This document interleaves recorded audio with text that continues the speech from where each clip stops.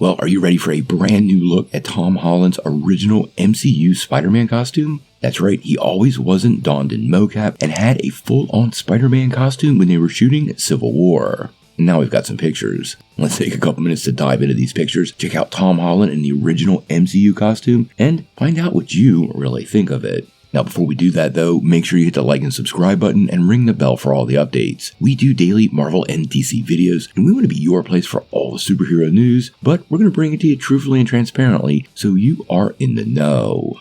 Well, when you look back at the first three phases of the MCU, honestly, the culmination with Infinity War and Endgame, well, that's kind of the talk of the town. But leading into that was Captain America's Civil War, and up until that point, it was probably one of the biggest Marvel productions yet. Now, not only did it bring us the Black Panther, but unbelievably Spider-Man. After Marvel and Sony were able to work out a deal, reboot the character, and bring him to life in the confines of the MCU. Now, nobody ever expected to see him stand alongside the Avengers, but as you know, he has now become an integral part of the MCU and looks to be sticking around for at least a couple more films. Now, when he first showed up in Civil War, many people noticed that his costume was pretty much fully CGI generated and based on mocap acting, but many people were unaware there was actually a practical suit that Tom Holland wore on set, and now we've got several pictures of it, so I'm going to start running those in the background.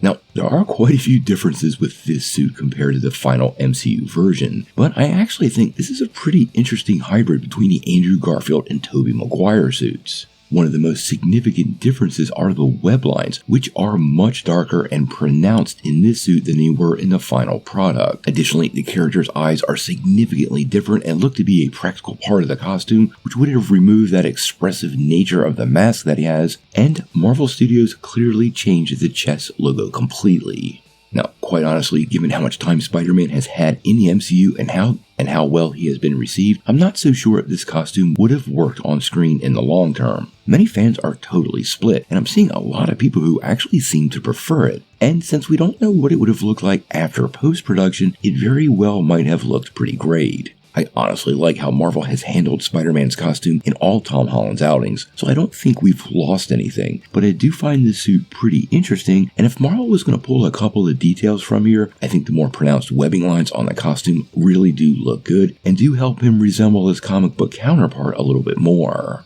Now, we know Tom Holland is gearing up to do Spider-Man 4, and I'm sure we're going to get a new iteration of the costume in that film. Spider-Man No Way Home saw Peter Parker don a very classic Spider-Man costume, which did resemble the comics a lot more and seemed to indicate he was moving forward without a lot of those previous resources that he got from Tony Stark or Happy Hogan, who sadly no longer remembered who he was. Obviously, costumes are pretty important to fans. I think this one would have flew just fine, but I do think Marvel made ultimately the right decision and gave us a version of the character that has always looked sharp on screen. I do wonder what happened to the costume, and if we could ever see the Wallcrawler use a practical suit in upcoming projects. I think this ship might have sailed, but fans do like a classic costume, and this costume doesn't look bad.